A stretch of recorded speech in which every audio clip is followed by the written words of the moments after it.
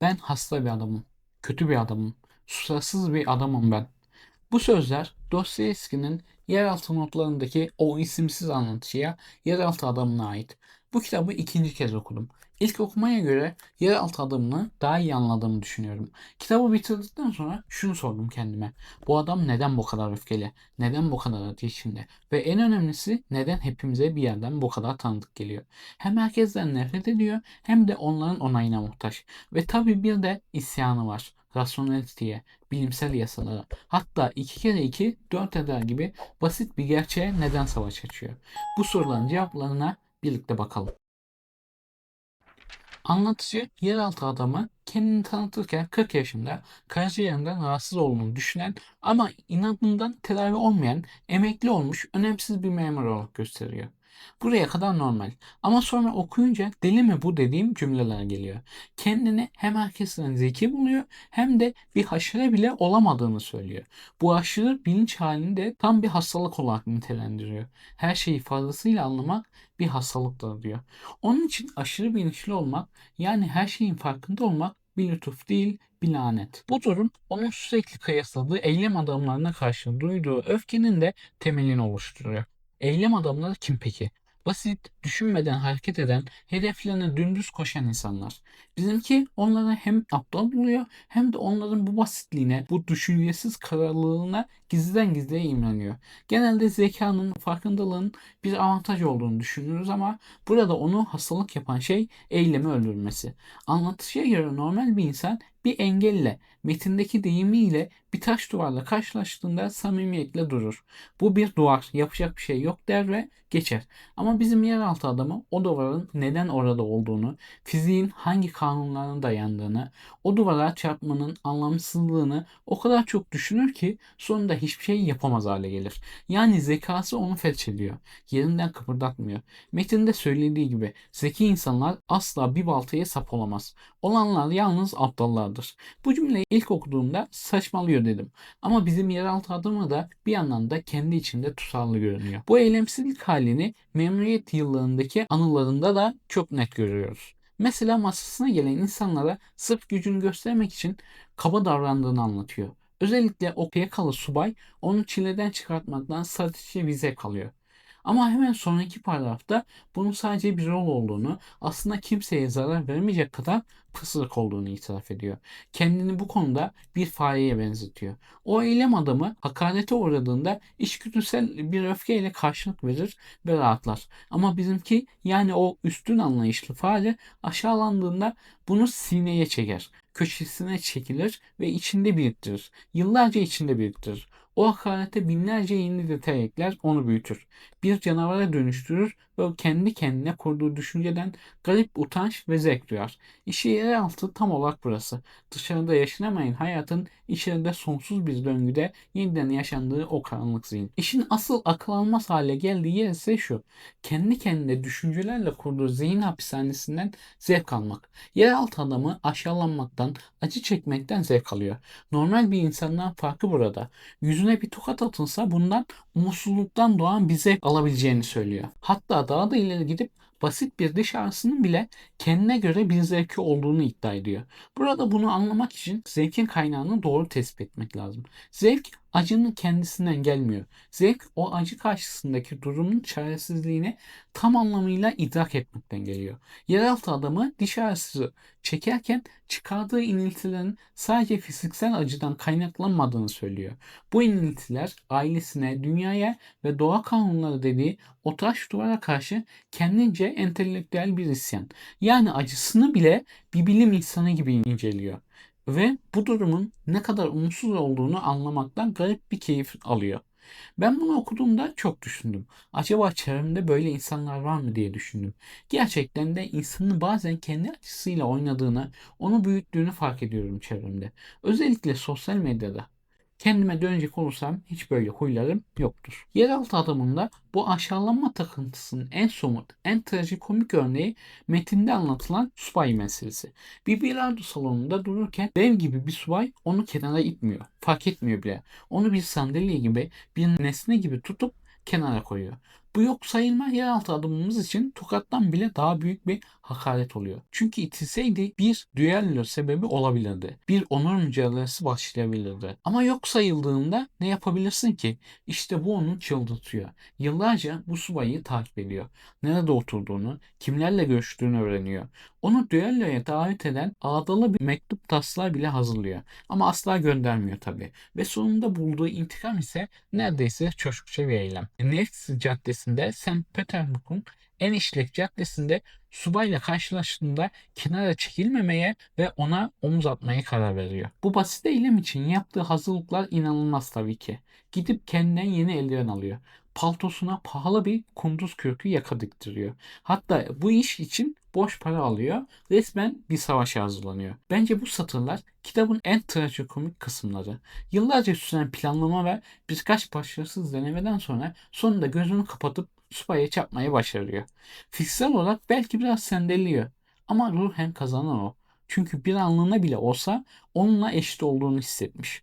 Onu yok sayan, dünyaya karşı kendi varlığını, kendi iradesini fiziksel olarak kanıtlamış. Bir adım bile geri atmamış. Bu onun için bir şeref meselesi. Ben bu küçücük omuz atma eylemine bu kadar devasa bir anlam yüklenmesini gerçekten düşündürücü buluyorum. Subay onun farkında bile değil ama o sanki dünyaları kurtarıyor. Tabii kendi zihninde. Bizler de bazen böyleyiz. Küçücük meseleleri kendi zihnimizde o kadar büyütüyoruz ki farklı anlamlar yükleriz. Hiç olmadık düşüncelerle boğuşuruz ama gerçek onun kafaya takmayacak kadar küçücük bir mesele olduğudur.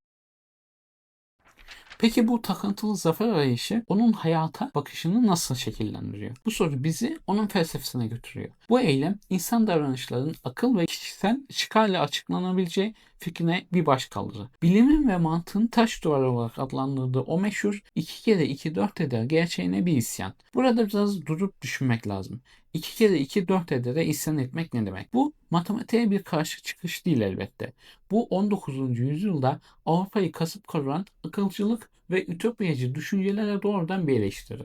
O dönemde bilim ve mantıkla tüm sorunları çözebiliriz. İnsan doğasını formüllere dökebiliriz. Mükemmel toplumu yaratabiliriz diyen bir akım vardı. Dostoyevski bu eseri Çernyshevski'nin Nasıl Yapmalı adlı ütopik sosyalist eserine bir nevi cevap olarak yazmış. Çernyshevski'nin Petersburg'daki geçen romandaki iyimserliğin karşısında insanın karanlık yüzünü ortaya koymuş. Yeraltı anlamına göre tüm bu sistemler insanın en temel arzusunu yani özgür iradesini göz ardı ediyor. İnsanın en temel çıkarı her zaman mantıklı olanı yapmak değil, kendi istediğini yapma özgürlüğüne sahip olmak. İnsanın en değerli çıkarı sırf doğa kanunlarına tabi bir piyano tuşu olmadığını kanıtlamak için kendi çıkarlarına aykırı davranma özgürlüğü. Sırf kanıtlamak için, sırf iradesini göstermek için mantıksız olanı, zararlı olanı seçebilir. İşte bu yüzden 2 kere 2 4 eder beyler. İtiraz kabul etmeyen bir küstahlıktır diyor ve ekliyor. Bazen 2 kere 2'nin 5 etmesi bile çok hoş bir şey olabilir. Yani 2 kere 2'nin 5 etmesini istemesi aslında bir matematik hatası değil, bir özgürlük beyanı. Bana kalırsa bu fikir günümüzde bile çok geçerli. İnsanlar bazen hala kendi zararlarına olsa bile kararlar veriyor. Sadece özgür iradelerini kullandıklarını hissetmek için. Bu fikri açıklamak için Billur Saray metaforunu kullanıyor. Bu saray o mükemmel akılcı toplumu her şeyin hesaplandığı, acının ve çelişkinin olmadığı bir ütopya simgeliyor. Yeraltı adamı bu sarayı tam da mükemmel olduğu için reddediyor. Çünkü o sarayda acıya, şüpheye, mantıksızlığa ve özgür iradeye yer yok. Herkes mutlu ama bu formüllerle hesaplanmış, dayatılmış bir mutluluk. O bu mükemmel yapıya gizlice dil çıkarmak istiyor. Hatta özgür olmak kaydıyla bir tavuk kümesinde yaşamayı tercih ederim diyor. Yeraltı adamı için acı idrakin biricik kaynağı. Akıl yoluyla acıyı ortadan kaldırmak ona göre insanı insan yapan şeyi ortadan kaldırmak demek. Bu mantığa isyan etme isteği sadece soyut bir felsefe değil tabi. Günlük hayatında özellikle de o veda yemeği anısında bunun ne kadar trajik sonuçlara yol açtığını görüyoruz. Kitabın ikinci bölümü tamamen bu anıya aranmış ve bu bölüm yeraltı adamının felsefesinin ete kemiğe bürünmüş hali diyebiliriz. Yalnızlıktan bunaldığı bir anda okul yıllarında hiç haz etmediği hatta nefret ettiği Zirakov adında bir adam için düzenlenen veda yemeğine kendini zorla davet ettiriyor. Buradaki motivasyonu karmaşık ve çelişkili. Hem kendini onlara kanıtlamak, zekasıyla onları ezmek ve bir şekilde kabul görmek istiyor. Hem de onlardan tiksiniyor ve onları aşağılamak istiyor. İkisi bir arada. Yemeğin bir felaketle sonuçlanacağını en başından biliyor. Ama inadına bile isteye kendini bu duruma sokuyor. Bu tam olarak o 2 kere 2 5 etsin deme arzusunun bir örneği. Mantıklı olan evde oturması ama o mantıksız olanı seçiyor. Yaşadığı aşağılanma anları gerçekten okurken insanın içini acıtıyor. Yemeğe bir saat erken geliyor. Çünkü kimse ona saatin değiştiğini söyleme zahmetine girmiş değil. Masaya oturduğunda cebinde para olmadığını fark ediyor ve 7 rubelik yemeğe katılıp katılamayacağını sormak zorunda kalıyor. Zverkov'un kibirli tavırları, Ferfişkin adındaki diğer arkadaşının bitmek bilmeyen alayları, en acı sahne ise sarhoş olup yaptığı o felsefi ama kimsenin anlamadığı uzun konuşmadan sonra yaşanıyor. Diğerleri onu tamamen görmezden gelip kendi aralarında sohbete başlıyor. Bizimki tam 3 saat boyunca odanın bir köşesinde sobayla masa arasında bir aşağı bir yukarı volta atıyor. Onların kendisini fark etmesini, ona bir şey söylemesini bekliyor ama kimse onu fark etmiyor bile. 3 saatlik mutlak bir yok sayılma. Bu o subayın onu bir eşya gibi kenara koymasından bile daha beter bir aşağılanma. Ben bu satırları okurken çok rahatsız olmuştum. Çünkü karakterin kendine hakim olamayışı, onun yerine kendimi koyduğumda yaşadığım utanma, acıma ve merhamet duygusu o kadar yoğundu ki kendini gösterme çabaları daha büyük bir aşağılanmayla sonuçlanıyor. Ve en dip nokta onlara yetişebilmek için onlardan borç para alarak peşlerinden gitmesi. Kendi sefaletini bile isteye neredeyse şehvetle arttırıyor. Çünkü bu sefalet en azından ona ait. Onun özgür iradesinin bir sonucu. Tam bu noktada devreye giren Liza karakterini de konuşmak lazım. Çünkü belki de tüm kitabın en yürek burkan kısmı burada başlıyor. Onlar genel evden ayrıldıktan sonra bizimki orada kalıyor ve genç bir fahişe olan Liza ile tanışıyor. Burada garip bir şey oluyor. Bir anda bu yeraltı adamı bir kurtarıcıya dönüşüyor gibi görünüyor.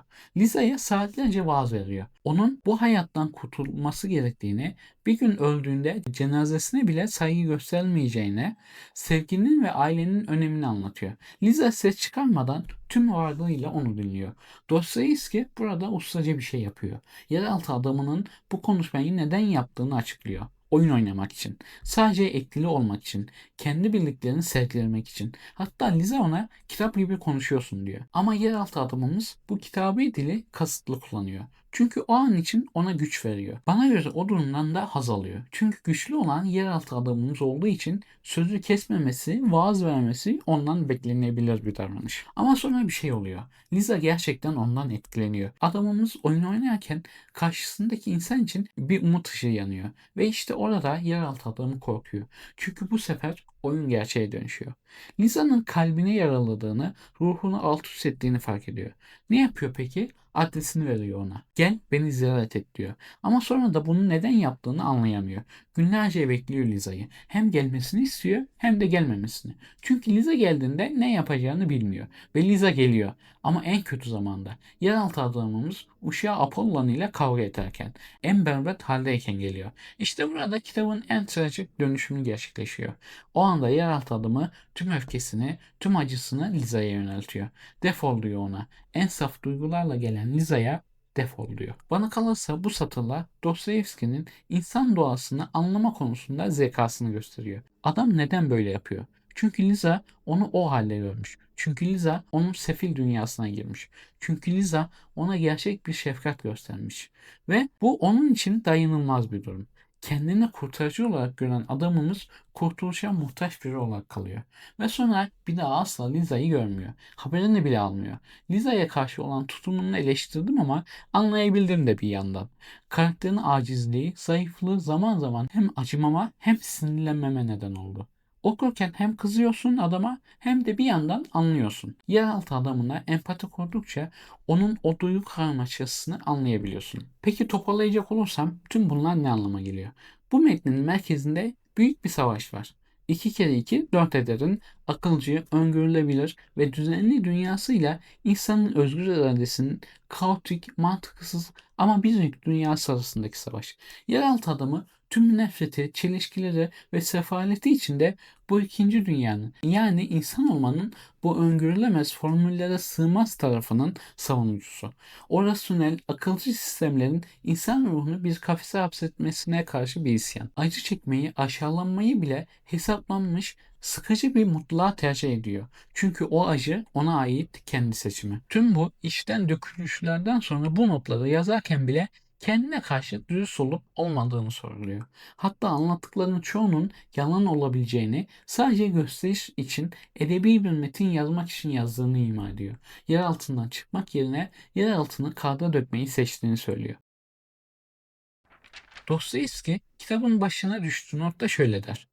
Gerek notlar yazarının, gerek notların tamamen hayal mahsulü olduğu şüphesizdir. Bununla beraber çevremizdeki insanlar üzerinde biraz düşünülürse bu notların yazarı gibi şahısların aramızda bulunmasının yalnız mümkün değil, muhakkak olduğu anlaşılır. İşte kitabın gücü de burada. Bu adam hayal ürünü ama bir yandan da her birimizin içinde bir yerlerde var. Belki de bu yüzden kitap 160 yıl sonra hala bu kadar güncel. Dostoyevski bir şeyi anlamıştı. İnsanlar akılla yönetilen makineler değil, biz mükemmel sistemlere sığmayız. Bazen sırf özgür olduğumuzu hissetmek için mantıksız seçimler yaparız. Ben Dostoyevski'nin birçok kitabını okuduktan sonra ve aradan seneler geçmişken bu kitabı tekrar okudum. Her yaşımızda bambaşka bir insana dönüşüyoruz. Bazı yazarların yıllar geçtikçe tekrar okunması gerektiğini düşünüyorum. Bu kitap tam da bu türden. Her okuyuşunuzda farklı bir şey buluyorsunuz. Çünkü siz değişiyorsunuz. Yeraltı adamı işte bu özgürlüğün en uç örneği. O kendi sefaletinde bile özgür olmayı seçen insan. Belki de bu yüzden onu okurken kendimizden bir şeyler buluyoruz. Belki de o yüzden yazar yeraltı adamına isim vermedi. Kendimizi onun yerine koymamızı istedi bence. O küçük omuz atma zaferlerini, o içimizde biriktirdiğimiz öfkeleri, o neden böyle yaptım ki diye sorduğumuz anları. Hepimizin içinde küçük bir yeraltı adamı var belki de. Ama onu tanıyıp tanımamak, onunla yüzleşip yüzleşmemek tamamen bize kalmış. Bazı kişiler yer altından notları varoluşçuluk için en iyi başlangıç olarak görüyor. Nietzsche felsefesi, Freudizm, dışa vurumculuk, sürrealizm, varoluşçuluk gibi pek çok çağdaş düşünce akımının taraftarı yeraltı notların assız kahramanını kendi yandaşı olarak görmüş. Ama bence bunların hepsinden önce bu çok iyi yazılmış, çok dürüst bir kitap. Dostoyevski karakteri yargılamıyor. Onunla dalga geçmiyor. Onu savunmuyor da. Sadece onu gösteriyor, bırakıyor ortaya. Ve bu gösterme o kadar net ki insan bazen rahatsız oluyor. Çünkü biz onda kendimizi görüyoruz. İnsanın kötü yanını, benliğimizin kötü tarafını görüyoruz orada. Bana kalırsa bu kitabı herkes okuyamaz. Çünkü ilk bölüm, yeraltı bölümü o kadar yavaş ilerliyor ki sayfa sayısına kanıp kısa diye okumaya başladıysanız kitabı bırakırsınız. İlk bölüme dayanabilirseniz ikinci bölüm sulu sepkene dair kısmı çok akıcı. Hatta okumaya ikinci bölümden de başlayabilirsiniz. Bu kitap akıcı değil fakat kesinlikle tek okumalık bir kitap da değil.